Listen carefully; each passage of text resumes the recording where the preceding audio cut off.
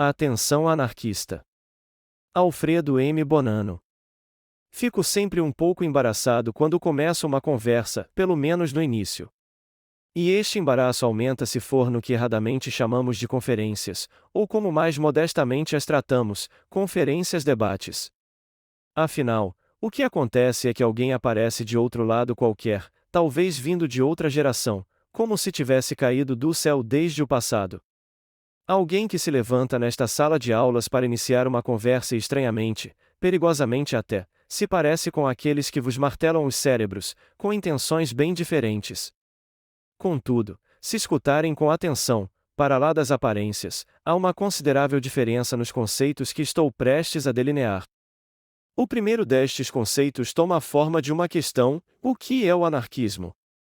Pode parecer estranho que eu levante tal problema nesta situação, pois eu sei com toda a certeza que se encontram aqui muitos anarquistas, visto que os conheço pessoalmente.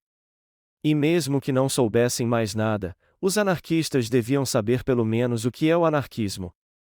Ainda assim, é necessário levantar a questão: o que é o anarquismo? Constantemente. Mesmo que em poucas palavras. E por que isso?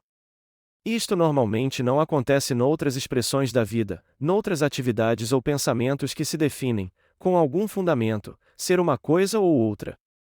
E, portanto, os anarquistas continuam a colocar-se a mesma questão: o que é o anarquismo? O que significa ser anarquista? Por quê? Porque não é uma definição que possa ser feita para sempre, posta num cofre e considerada um patrimônio que possa ser extraído pouco a pouco. Ser-se anarquista não significa que se alcançou uma certeza, ou que se disse de uma vez por todas: ok, de agora em diante, eu possuo a verdade e como tal, pelo menos do ponto de vista da ideia, sou uma pessoa superior. Alguém que pense assim é anarquista apenas na palavra. Ao invés, o anarquista é alguém que realmente se coloca em dúvida como tal, como pessoa, e se pergunta: o que é a minha vida no que respeita ao que faço e em relação ao que penso?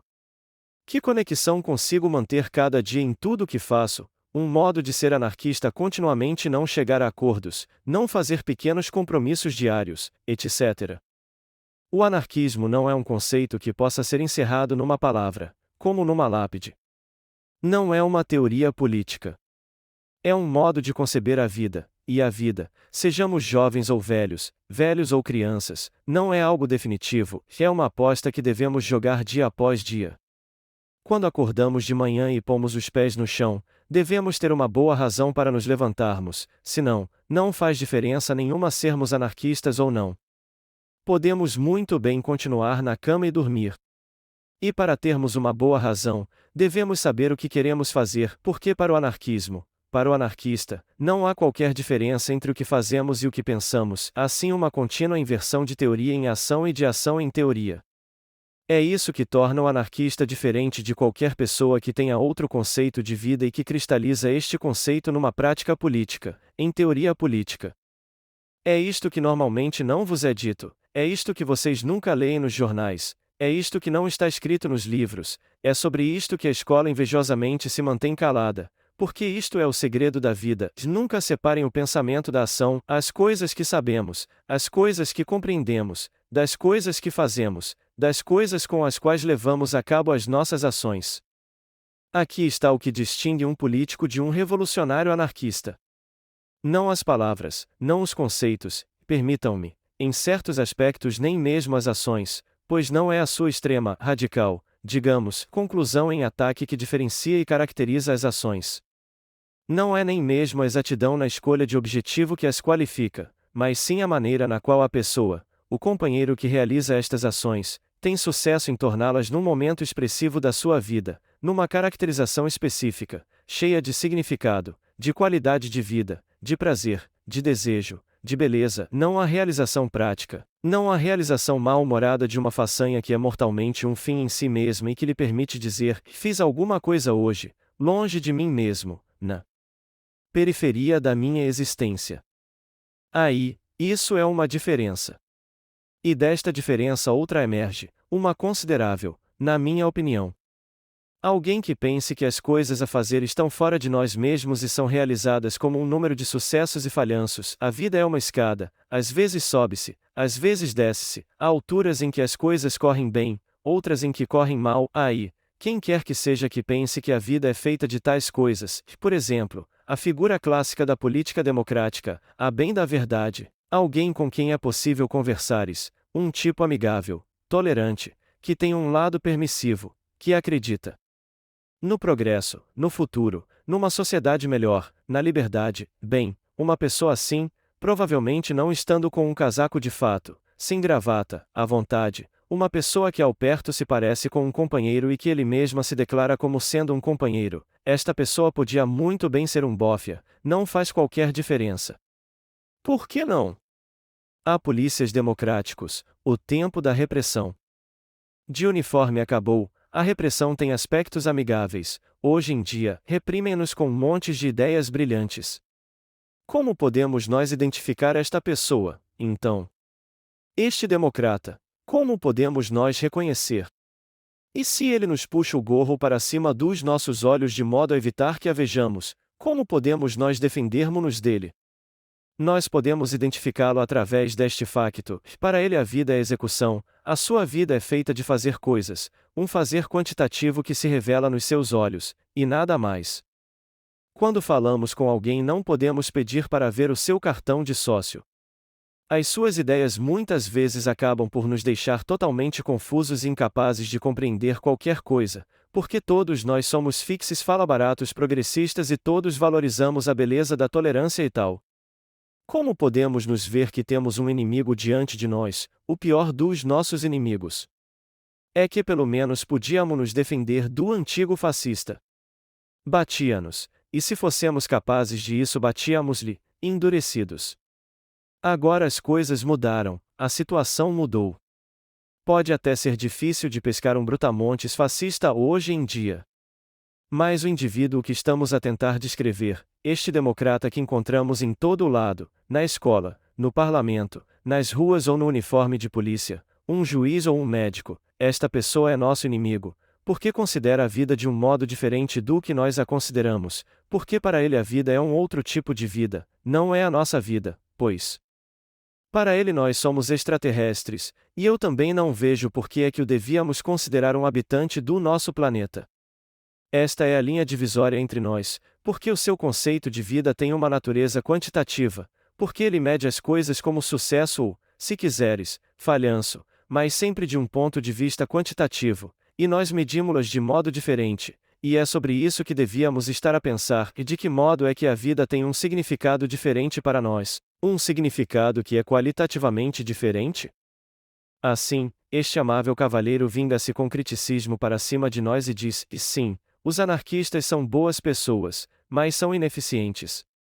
O que é que fizeram ao longo da história? Que Estado foi alguma vez anarquista? Alguma vez eles realizaram um governo sem governo? Não é uma sociedade livre, uma sociedade anarquista, uma sociedade sem poder, uma contradição? E este calhau crítico que se abate sobre nós é certamente consistente, porque de facto se olhares de perto mesmo para onde os anarquistas estiveram perto de concretizar a sua utopia, como em Espanha ou na Rússia, se olhares de perto, descobres que estas construções estão de alguma maneira abertas a críticas. Elas são certamente revoluções, mas não são revoluções libertárias, não são anarquia. Portanto, quando estes senhores dizem, e vocês são utópicos, vocês anarquistas são sonhadores, a vossa utopia nunca iria resultar, nós devemos responder, e sim, é verdade, o anarquismo é uma tensão, não uma realização, não uma tentativa concreta de chegar à anarquia amanhã de manhã. Mas devemos também ser capazes de dizer, e mais vocês, distintos cavalheiros democratas no governo, que regulam as nossas vidas, que pensam que podem entrar nas nossas cabeças, nos nossos cérebros, que nos governam através das opiniões que formam diariamente nos vossos jornais, nas universidades, nas escolas etc. O que é que os senhores realizaram? Um mundo no qual vale a pena viver? Ou um mundo de morte, um mundo no qual a vida é um assunto liso, vazio de qualquer qualidade, sem qualquer significado? Um mundo no qual uma pessoa atinge determinada idade, está prestes a receber a reforma, E se pergunta: e mais o que é que eu fiz com a minha vida? Qual foi o sentido de ter vivido todos estes anos? Foi isso que vocês realizaram, é isso que a vossa democracia é, a vossa ideia do povo. Vocês estão a governar um povo, mas o que é que a povo significa? Quem é o povo? É ele talvez aquela pequena, nem mesmo muito significante, parte que vota, que vai às eleições, que vota em vocês, que nomeia uma minoria, que por sua vez nomeia outra minoria ainda menor que a primeira, e que nos governa em nome da lei. Mas o que são estas leis, se não a expressão dos interesses de uma pequena minoria, especificamente com o objetivo primeiro de beneficiar as suas próprias perspectivas de enriquecimento, o reforço do seu poder e por aí fora? Vocês governam em nome de um poder, uma força que advém do quê? De um conceito abstrato. Vocês realizaram uma estrutura que pensam que pode ser melhorada. Mas como, sendo assim, foi alguma vez ela melhorada na história?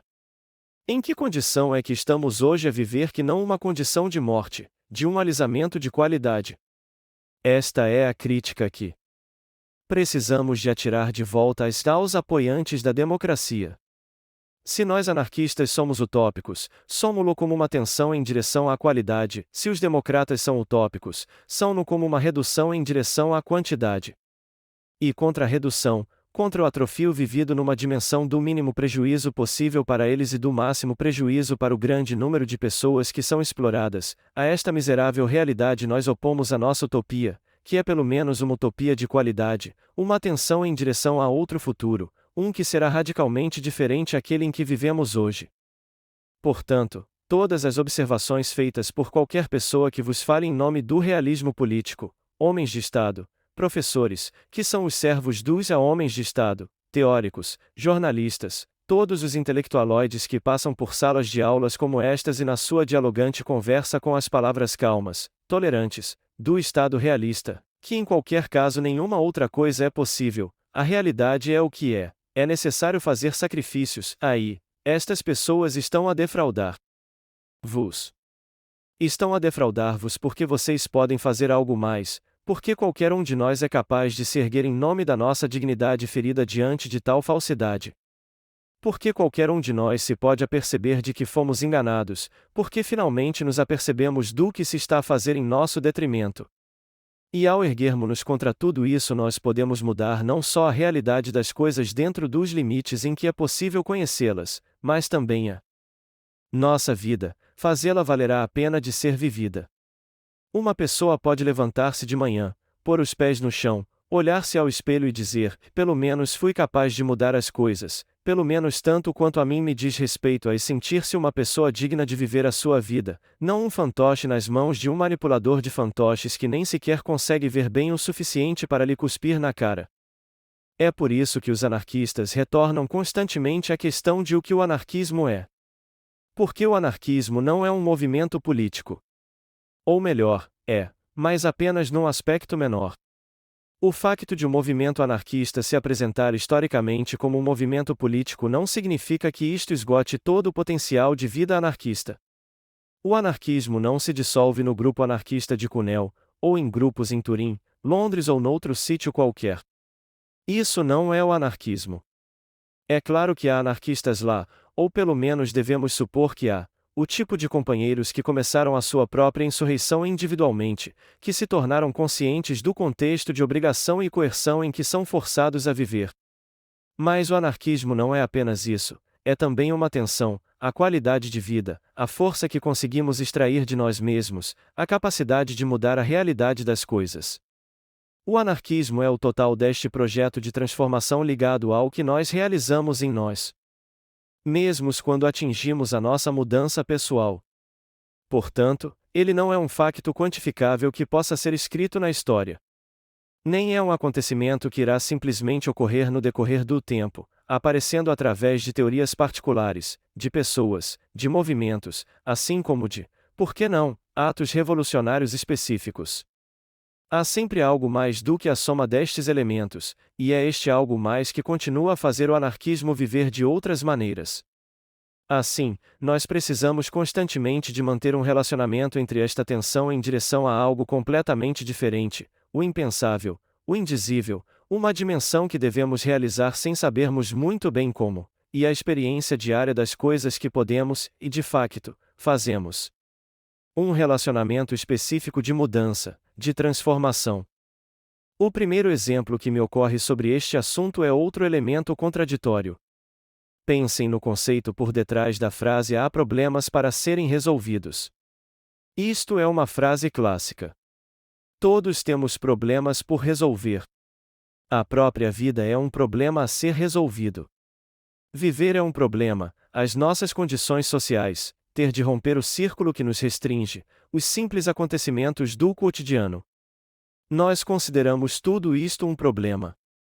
As estruturas que nos oprimem, penso que muitos dos aqui presentes são estudantes, afirmam que os problemas podem ser resolvidos e que elas podem resolvê-los por nós.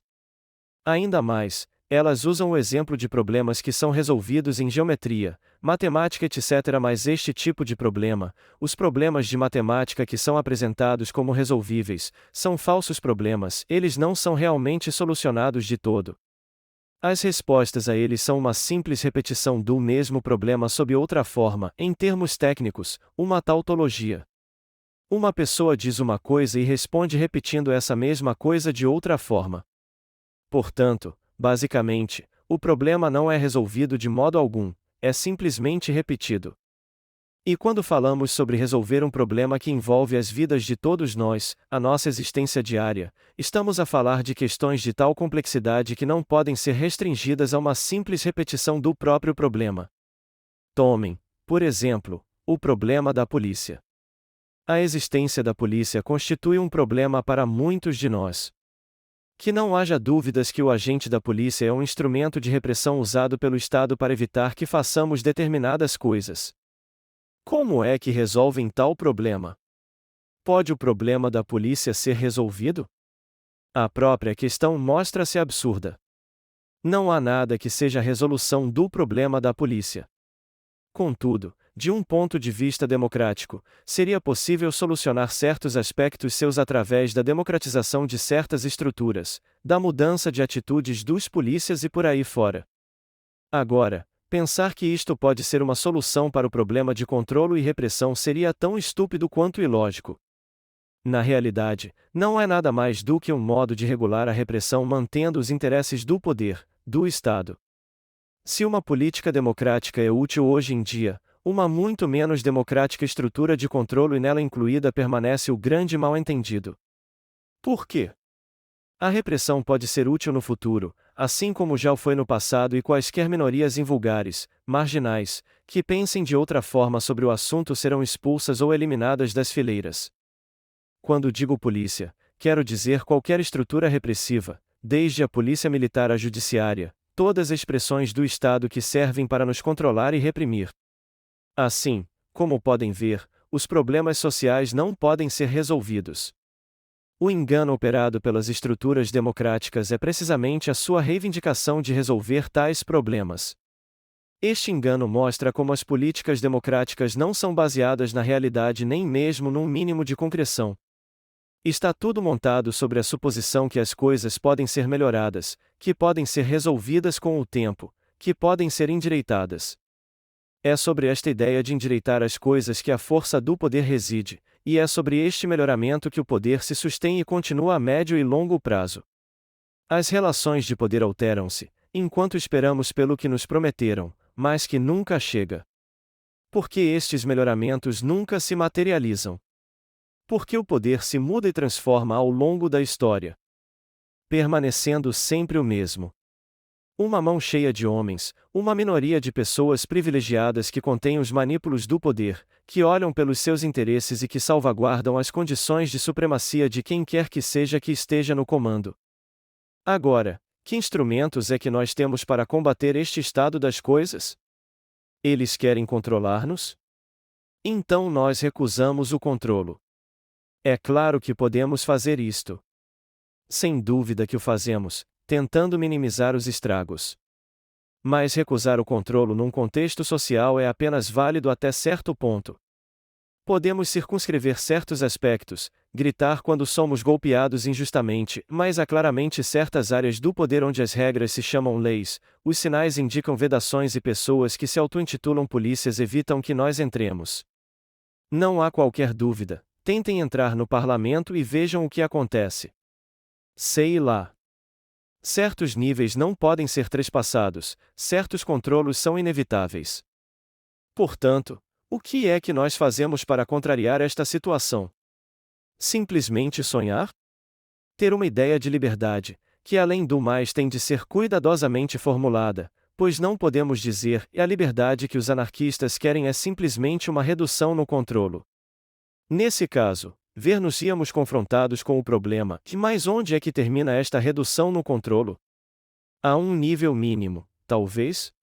Por exemplo, iria o Estado tornar-se legítimo para os anarquistas se, em vez de ser o Estado opressor de hoje, ele fosse, digamos, o ideal Estado mínimo dos liberais?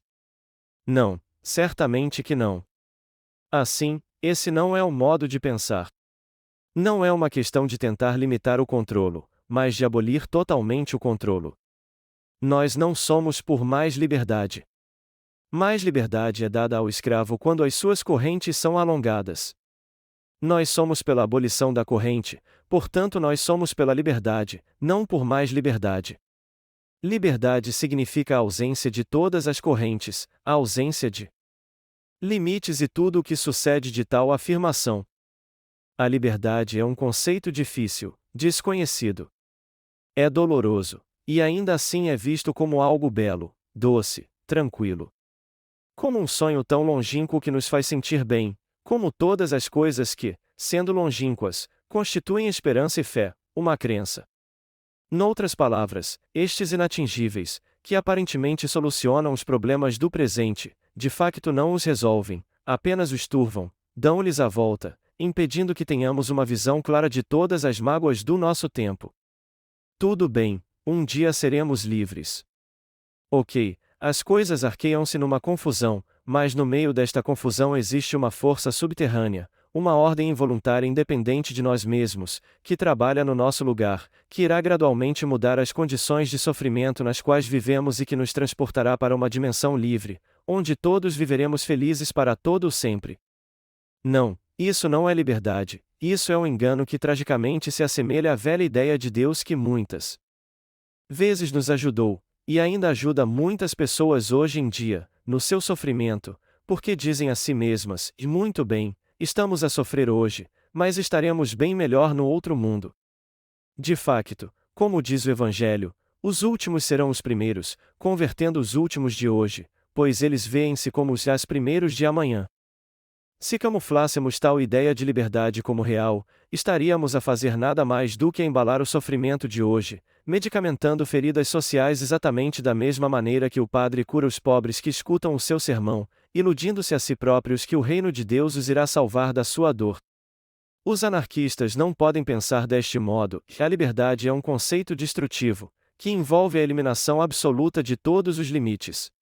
Agora, a liberdade é uma ideia que devemos trazer nos nossos corações, mas ao mesmo tempo precisamos de perceber que, se a desejamos, devemos estar prontos para enfrentar todos os riscos que a destruição envolve, todos os riscos de destruir a ordem constituída sob a qual estamos a viver. A liberdade não é um conceito para nos embalar, na esperança que melhoramentos se desenvolverão independentemente da nossa verdadeira capacidade de intervir. De modo a compreender tais conceitos, a tornarmos-nos conscientes dos riscos que uma pessoa corre por empunhar conceitos tão perigosos, nós devemos ser capazes de formar a ideia dentro de nós. Há também uma considerável confusão acerca deste ponto. É costume considerar-se que qualquer coisa que passa pelas nossas cabeças é uma ideia. Uma pessoa diz tem uma ideia, e depois tenta perceber o que isso significa. Isto é o conceito cartesiano de ideia, oposto ao platônico, que é um ponto de referência abstrato longínquo. Mas não é a isto que nos referimos quando dizemos ideia. A ideia é um ponto de referência, um elemento de força que é capaz de transformar a vida. É um conceito carregado de valor, que se torna um conceito de força, algo que pode desenvolver-se e fazer o nosso relacionamento com os outros diferente. Tudo isto é uma ideia. Mas qual é a fonte de onde nascem os elementos que tornam possível elaborar tais ideias? Escola, universidade, jornais, livros, professores, técnicos, televisão e por aí fora? O que é que chega até nós a partir destes instrumentos de informação e de elaboração cultural? Uma acumulação considerável de informação desaba sobre nós, ferve dentro de nós como um caldeirão, fazendo-nos produzir opiniões. Tendemos não a ter ideias, mas opiniões. Essa é a trágica conclusão. O que é uma opinião? É uma ideia alisada, uma ideia que foi uniformizada de modo a tornar-se aceitável para o maior número de pessoas. As opiniões são ideias massificadas. É importante para o poder que estas opiniões se mantenham, pois é através da opinião, do controlo da opinião, que ele obtém determinados resultados, entre eles os mecanismos de propaganda e procedimentos eleitorais através do uso das mídias. A formação de novas elites do poder advém não de ideias, mas de opiniões. O que é que significa então alguém opor-se à fabricação de opiniões? Significa adquirir mais informação? Quer dizer, opor contra-informação à informação? Não, isso não é possível, pois não interessa como olhas para ela, não te é possível opor-te à enorme quantidade de informação com a qual somos bombardeados diariamente com contra-informação capaz de a desmascarar, através de um processo de investigação de causas escondidas, a realidade que foi coberta por todo aquele palavreado informativo. Não, nós não podemos operar nessa direção. Quando tentamos fazê-lo, apercebemo-nos de que isso não tem sentido, de que nós não somos capazes de convencer as pessoas. É por isso que os anarquistas veem o problema da propaganda sempre criticamente, e sim, é óbvio, como vocês podem ver há aqui uma mesa bem preenchida, como sempre acontece em iniciativas ou conferências deste gênero. Há sempre os nossos panfletos, os nossos livros. Nós estamos sobrecarregados com panfletos e somos bastante bons a dar vida a estas publicações. Mas esse não é o único tipo de trabalho que precisamos de fazer, e em qualquer caso eles não contêm elementos de contra-informação, ou se contém é puramente acidental. Este trabalho tem essencialmente o objetivo, ou deveria ter, de construir uma ideia ou um certo número de ideias-chave, um certo número de ideias fortes. Deixem-me dar-vos só um exemplo. Ao longo dos últimos 3 ou 4 anos desenvolveu-se um assunto que os jornais relataram usando termos terríveis como a tangentopolia ou a mãos limpas, há procedimentos legais em curso nos quais muitos políticos foram sentenciados por terem aceitado dinheiro de capitalistas em troca de contratos nos sectores de obras públicas, e por aí fora. Agora, o que é que esta operação instigou nas mentes das pessoas? Ela construiu a opinião de que a lei é capaz de endireitar as coisas, de condenar políticos, de mudar condições, e, portanto, pode levar-nos dos velhos conceitos típicos da Primeira República Italiana para os novos da Segunda República. Esta opinião, este processo, é claramente bastante útil. Por exemplo, permitiu a emergência de uma nova elite do poder para tomar o lugar da antiga. Nova até certo ponto, mas com certas características e tristes ressurgimentos das cinzas de velhos hábitos e personagens. Esta é a maneira de as opiniões funcionarem. Agora, considerem a comparação deste processo de fabricação de opiniões, que tem consideráveis vantagens apenas para o poder, com a construção de uma ideia-força que pode ser uma análise em profundidade do conceito de justiça. A diferença é abismal. Mas qual está certa? Por exemplo, foi certamente correto para muitos, e também nós o consideramos correto, que o líder do ex-Partido Socialista Craxi fosse forçado a permanecer fechado na sua vivenda na Tunísia. A coisa toda foi muito agradável, até nos fez rir, fez-nos sentir bem porque é bastante bom quando porcos àquele nível acabam sendo postos fora de circulação. Mas é isso a verdadeira justiça? Por exemplo, Andriotti está em dificuldades. Parece que beijou Rima, chefe da máfia, na bochecha. Tais notícias certamente que nos fazem sorrir, fazem-nos sentir melhor, porque um porco como Andriotti era aborrecido mesmo ao nível simplesmente físico, apenas vê-lo na TV era o suficiente. Mas qual é esta ideia de justiça? Os juízes procuradores de Pietro e Borrelli têm uma legião de fãs. Milhões de pessoas foram arrastadas para este processo de uniformização da opinião. É o conceito de justiça, sobre o qual temos de refletir, algo diferente? A que é que ele deveria conduzir? Ele dever-nos-ia conduzir ao reconhecimento de que se Craxi ou Andriotti são responsáveis, então pessoas como Di Pietro ou Borrelli são igualmente responsáveis. Porque se os primeiros são políticos, os outros são magistrados. O conceito de justiça significa delinear uma linha divisória entre aqueles que apoiam e defendem o poder e aqueles que se lhe opõem. Se a própria existência de poder é injusta, e se todas as tentativas, algumas das quais acabamos de ver, se revelam como sendo nada mais do que fraudes autojustificativas, qualquer pessoa de poder, mais ou menos democrática que ela possa ser, mantém-se sempre no lado errado da justiça, faça o que fizer. Construir tal conceito de justiça obviamente significa formar uma ideia que não encontras nos jornais, que não se passa nas salas de aulas ou nos auditórios das universidades, que não se pode tornar um elemento de opinião ou levar as pessoas a votar. De facto, tal ideia conduz a um conflito interno. Porque diante do julgamento de uma pessoa, essa pessoa pergunta-se: mas eu, com a minha ideia de justiça social, de que maneira é que eu vejo quando o que Di Pietro faz parece bom? Estou também eu a ser levado a passear, sou também eu um instrumento de opinião, um terminal dos grandes processos para a manutenção do poder, tornando-me não apenas seu escravo, mas também seu cúmplice.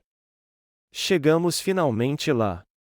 Alcançamos o ponto da nossa própria responsabilidade, porque se é verdade que para os anarquistas não há diferença entre teoria e ação, assim que a ideia de justiça social se acende dentro de nós, assim que ilumina o nosso cérebro, mesmo que por uma fração de segundo, ela nunca mais se irá extinguir. Porque não interessa o que pensemos, sentir-nos-emos culpados, sentiremos que somos cúmplices, cúmplices de um processo de discriminação, repressão, genocídio, morte, um processo do qual nunca mais seremos capazes de nos sentir separados. Como poderíamos nós assumirmos-nos revolucionários se assim não fosse? Que liberdade estaríamos nós a apoiar se oferecêssemos a nossa cumplicidade aos assassinos no poder? Veem agora o quão diferente e crítica é a situação para quem é bem-sucedido, através de uma análise profunda da realidade ou simplesmente por sorte ou azar, em deixar uma ideia tão clara como a ideia de justiça penetrar no seu cérebro. Há muitas ideias assim. Por exemplo, a ideia de liberdade é semelhante. Qualquer pessoa que pense sobre o que a liberdade realmente é, mesmo que por breves momentos, nunca mais será capaz de se contentar com o simples fazer algo para aumentar ligeiramente a liberdade das situações em que vive. A partir desse momento sentir-se-á culpada e irá tentar fazer algo para aliviar o sofrimento. Receará ter feito mal por não ter feito nada até agora, e a partir daí a sua vida mudará completamente. Basicamente, o que é que o Estado pretende com a formação de opinião? O que é que o poder quer?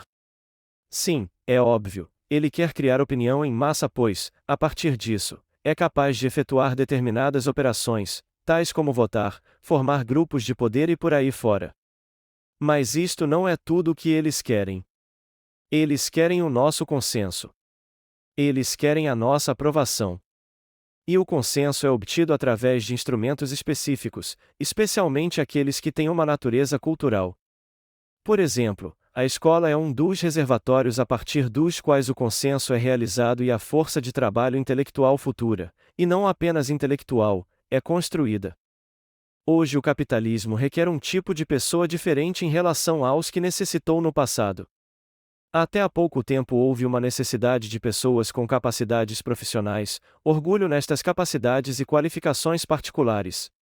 Hoje a situação é bem diferente. O mundo do trabalho requer um nível de qualificação bastante modesto, enquanto qualidades que não existiam, e eram até inconcebíveis no passado, tais como flexibilidade, adaptabilidade, tolerância, capacidade de intervenção em reuniões etc. são requeridas em primeiro lugar.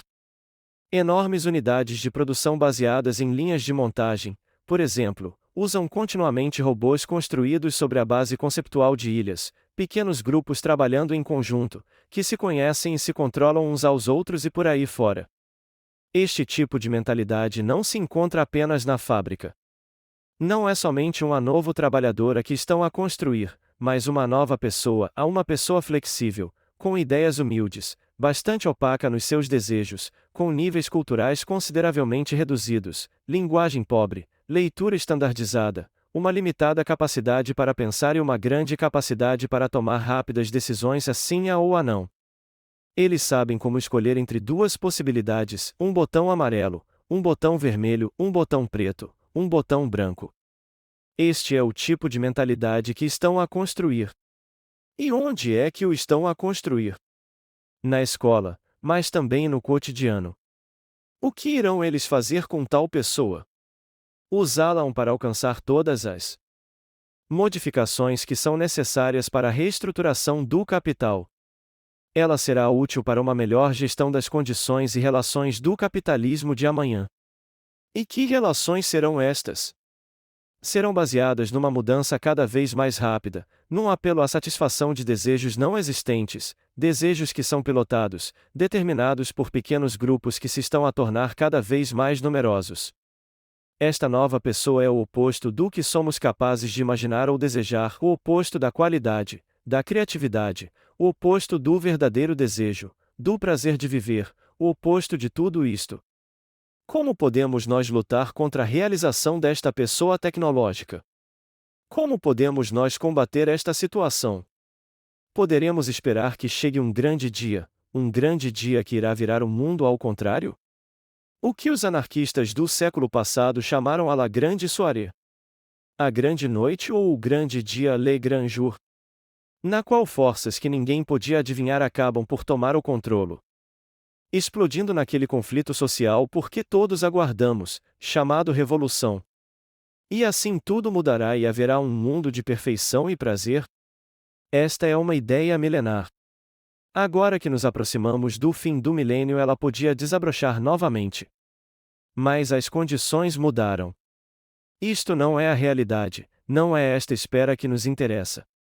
O que nos interessa é outro tipo de intervenção, um muito mais modesto, mas que é capaz de alcançar qualquer coisa. Como anarquistas, nós somos chamados a fazer algo. Somos chamados pela nossa própria responsabilidade individual e pelo que dissemos anteriormente, a partir do momento em que a ideia nos ilumina a mente, não a ideia de anarquia, mas a de justiça, a de liberdade.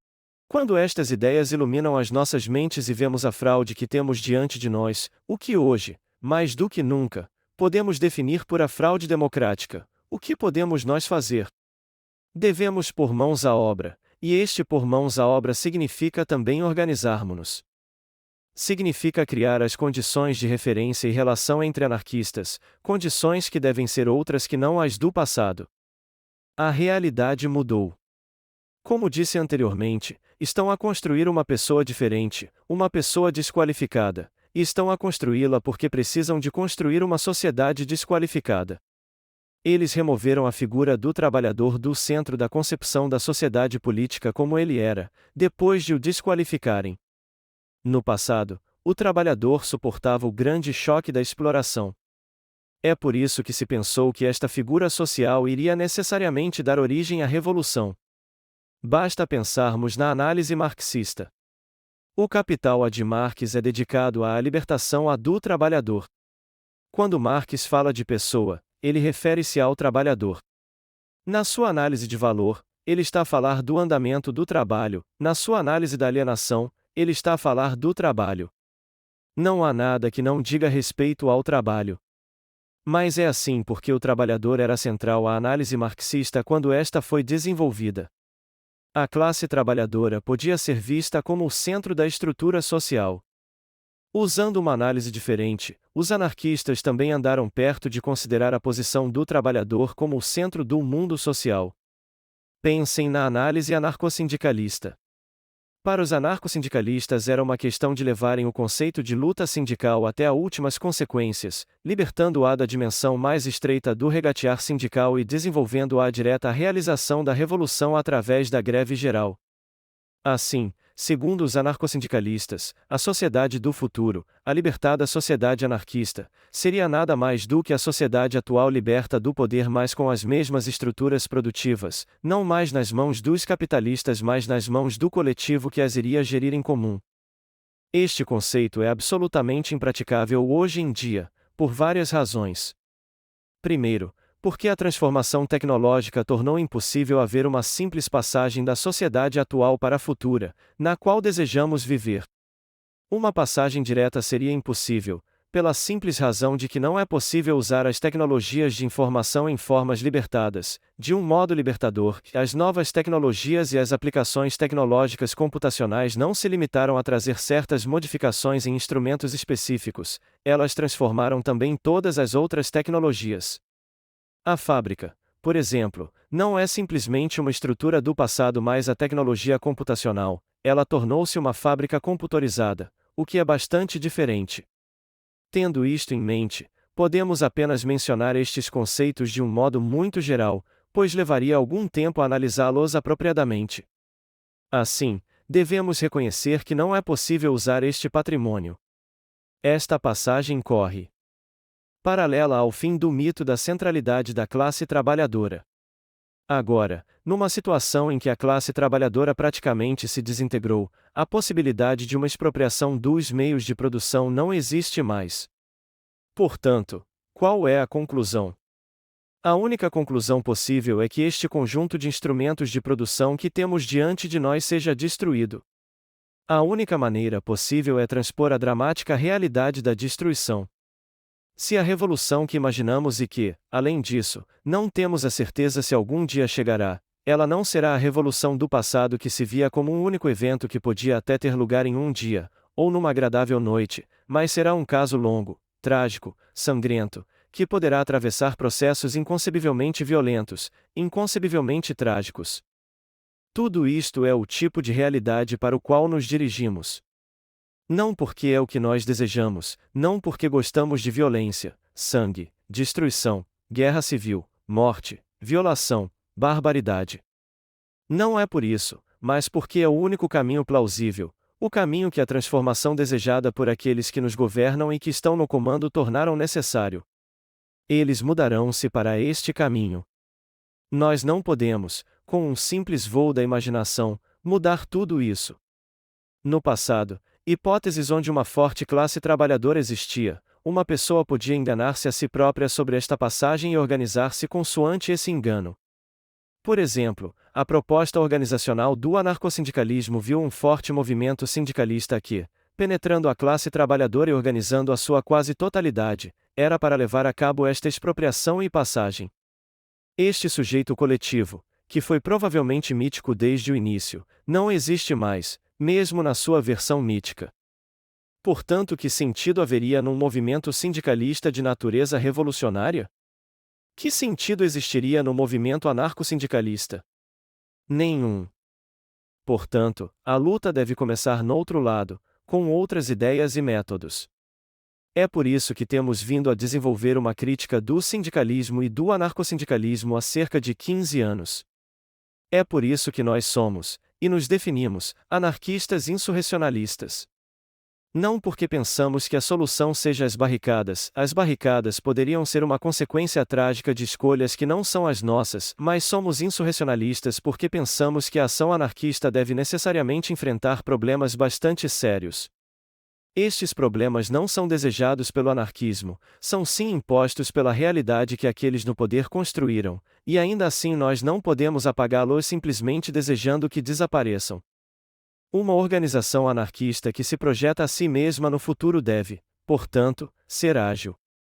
Ela não se pode apresentar com as enfadonhas características e o peso quantitativo das estruturas do passado. Não se pode apresentar numa dimensão de síntese, como organizações do passado onde a estrutura anarquista reclamou sumariar a realidade em comissões que tratavam de todos os vários problemas, tomando decisões em congressos periódicos com base em teses que remontavam até ao século passado. Tudo isto viu a sua hora, não porque um século passou desde que foi pensado, mas porque a realidade mudou. É por isso que declaramos que há uma necessidade de formação de pequenos grupos baseada no conceito de afinidade, mesmo grupos pequeninos constituídos por muito poucos companheiros que se conheçam e aprofundem este conhecimento, porque não pode haver afinidade se uma pessoa não tem conhecimento sobre a outra. Alguém pode apenas reconhecer as suas afinidades indo aos elementos que determinam as suas diferenças, interagindo. Este conhecimento é um facto pessoal, mas é também uma questão de ideias, de debate, de discussões. Mas em relação aos primeiros pontos que tocamos esta noite, se lembram, não pode haver ida às ideias se não houver também uma prática de levar ações a cabo. Assim, há um contínuo processo recíproco de nos dirigirmos às ideias e de realizarmos ações. Um pequeno grupo de companheiros, um pequeno grupo que simplesmente se encontra à noite para conversar um bocado, não seria um grupo de afinidade, mas sim um grupo de amigos, colegas dos copos que se encontram à noite para falar sobre qualquer coisa, sob o sol. Pelo contrário, um grupo que se encontra para discutir e ao discutir se prepara para fazer e nesse fazer contribui para desenvolver a discussão que se transforma ela mesma em mais discussão sobre coisas para fazer, este é o mecanismo do grupo de afinidade. Como, então, podem os grupos de afinidade entrar em contato com outros onde o conhecimento profundo que existe no grupo singular não existe necessariamente? Este contato pode ser assegurado pela organização informal. Mas o que é uma organização informal? Podem existir relacionamentos de tipo informal entre os vários grupos de afinidade que entram em contato uns com os outros, com o fim de trocarem ideias e fazerem coisas em conjunto, e, consequentemente, a existência de uma organização, também bastante espalhada pelo país, composta talvez até por dezenas, ou por que não, centenas de organizações, estruturas, grupos com um caráter informal, baseada na discussão, análises periódicas, coisas para fazer em conjunto, etc. A lógica organizacional do anarquismo insurrecional é diferente à das organizações que abordamos anteriormente quanto ao anarcossindicalismo. As formas organizacionais aqui referidas em poucas palavras são dignas de análise, coisa que não consigo fazer na dimensão de uma conferência. Mas tal modo de organizar iria, em minha opinião, permanecer simplesmente algo dentro do movimento anarquista, não tivesse ele também o objetivo de realizar relações para além deste, ou seja, através da construção de grupos externos, núcleos externos, também com características informais. Estes grupos não deviam ser compostos apenas por anarquistas, qualquer pessoa que deseje lutar para atingir dados objetivos, mesmo que restritos, poderiam participar desde que levassem em conta um conjunto de condições essenciais. Primeiro que tudo, conflito permanente, ou seja, grupos com a característica de atacar a realidade na qual se encontram sem esperarem por ordens de outro lado qualquer. A seguir, a característica de serem autônomos, ou seja, não dependendo ou tendo relações nenhumas com partidos políticos ou organizações sindicais. Finalmente, a característica de encararem os problemas um a um e não propor plataformas de reivindicações genéricas, que iriam inevitavelmente transformar-se em administração segundo as linhas de um mini-partido ou de um pequeno sindicato alternativo. O sumário destas ideias pode parecer bastante abstrato e é por isso que antes de terminar gostaria de dar um exemplo, porque algumas destas características podem ser mais bem compreendidas na prática. Um modelo teórico deste tipo foi usado numa tentativa de evitar a construção da base de mísseis americana em Comiso no início dos anos 80. Os anarquistas que intervieram durante 2 anos construíram as ligas autogestionadas. Estas ligas autogestionadas eram precisamente grupos não anarquistas que operavam na zona, com o objetivo único de evitarem a construção da base através da destruição do projeto ao longo da sua realização. As ligas eram núcleos autônomos caracterizados pelo facto de que o seu único objetivo era atacar e destruir a base. Eles não pegaram em um conjunto enorme de problemas, porque se o tivessem feito ter-se-iam tornado grupos de sindicalistas com o objetivo de, digamos, defender empregos ou encontrar trabalho ou resolver outros problemas imediatos. Em vez disso, o seu único objetivo era destruir a base. A segunda característica era o conflito permanente, isto é, a partir do momento em que estes grupos se formaram, eles não eram grupos especificamente anarquistas, mas havia pessoas neles que eram anarquistas, entraram em conflito com todas as forças envolvidas na construção da base, sem este conflito ser determinado ou declarado por qualquer organismo representativo ou pelos anarquistas que promoveram a iniciativa. A terceira característica era a completa autonomia destes grupos, ou seja, eles não tinham ligações com quaisquer partidos ou sindicatos, etc. A luta contra a base é conhecida apenas em parte. E não sei se é o caso de lembrar a história aqui novamente, apenas quis mencioná-la como um exemplo. Portanto, o anarquismo insurrecionalista deve ultrapassar um problema essencial. Ele deve ir para além de um certo limite, caso contrário permanecerá nada mais do que a ideia de anarquismo insurrecionalista. Isto quer dizer que os companheiros que viveram essa insurreição de natureza pessoal que mencionamos anteriormente, essa iluminação que produz uma ideia força dentro de nós, em oposição ao tagarelar da opinião, e que formam grupos de afinidade, que entram em relacionamentos com companheiros de outros lugares através de um tipo informal de organização, apenas realizam uma parte do trabalho. A dado momento elas devem decidir, devem ir para além da linha divisória, dar um passo a partir do qual não é fácil voltar atrás. Eles devem entrar num relacionamento com pessoas que não são anarquistas acerca de um problema que é intermédio, circunscrito, tal como, por exemplo, a destruição da base em Comiso. Não importa o quão fantástica ou interessante esta ideia possa ter sido, ela certamente não foi a realização da anarquia. O que teria acontecido se tivesse realmente conseguido entrar na base e destruí-la? Não sei. Provavelmente nada, provavelmente tudo. Não sei, ninguém o pode dizer. Mas a beleza de realizar o evento destrutivo não é para ser encontrada nas suas possíveis consequências. Os anarquistas não garantem nenhuma das coisas que fazem. Eles focam a responsabilidade de pessoas e estruturas, com base na decisão de que estão determinados a atuar, e a partir desse momento sentem-se seguros de si mesmos, pois a ideia de justiça ilumina a sua ação. Ela foca a responsabilidade de uma pessoa, ou de mais do que uma estrutura ou muitas estruturas, e as consequências a que tal responsabilidade conduz. É aqui que encontramos determinação dos anarquistas para atuar. Mas uma vez que eles agem em conjunto com outras pessoas, devem também tentar construir organismos que sejam capazes de se manter unidos e de criar consequências na luta contra o poder. Não devemos nunca esquecermos disto. E este é um ponto importante para refletirmos, que o poder se realiza no tempo e no espaço, ele não é algo abstrato. O controlo não seria possível se as esquadras da polícia não existissem, se as prisões não existissem. O poder legislativo não seria possível se o parlamento não existisse, ou se não houvesse pequenos parlamentos regionais. O poder cultural que nos oprime, que fabrica opinião, não seria possível se não houvesse escolas nem universidades. Agora, escolas, universidades, esquadras da polícia, prisões, indústrias, fábricas, são tudo coisas que se realizam em locais específicos, em zonas circunscritas nas quais podemos vaguear apenas se aceitarmos dadas condições e alinharmos no jogo.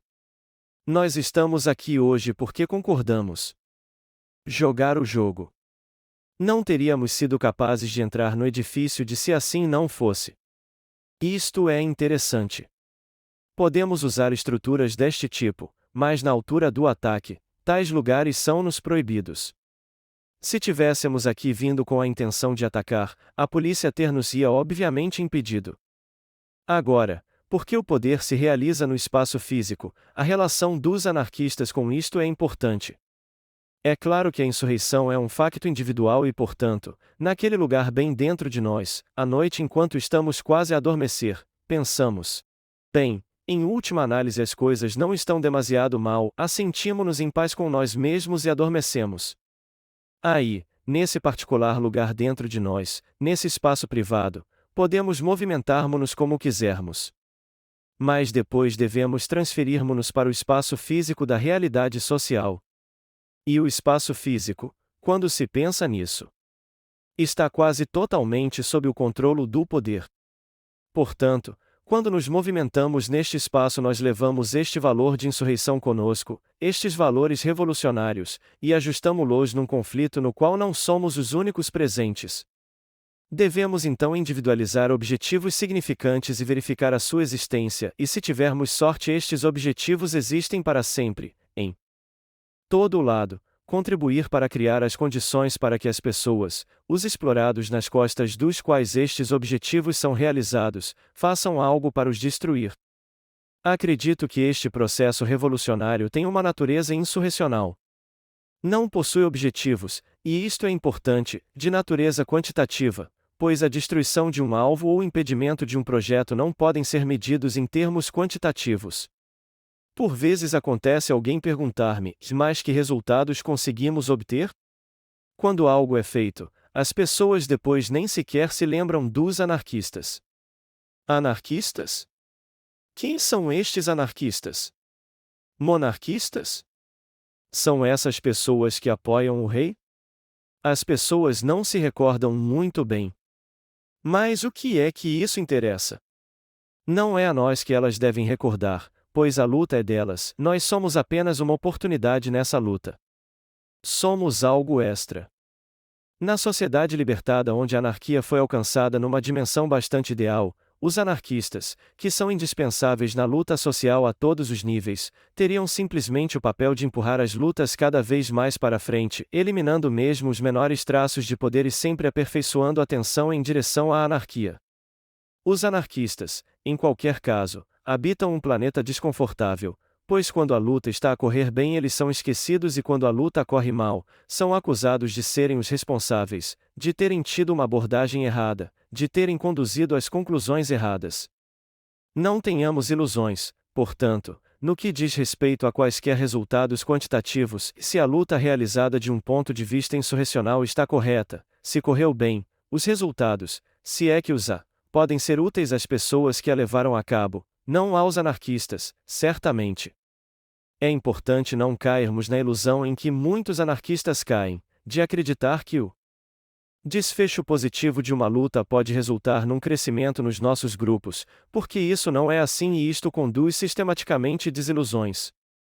O crescimento dos nossos grupos e um aumento no número de companheiros é importante, mas isso não vem no seguimento dos resultados obtidos, mas através da construção, da formação, destas ideias força, a clarificação sobre a qual falamos antes.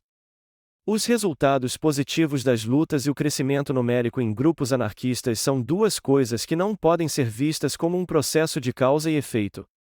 Elas podem estar relacionadas, ou podem não estar. Apenas algumas palavras para sumariar.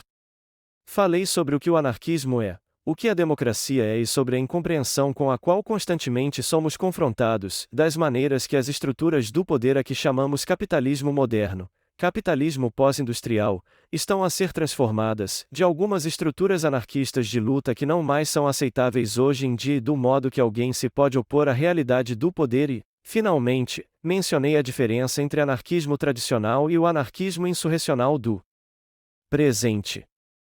Obrigado.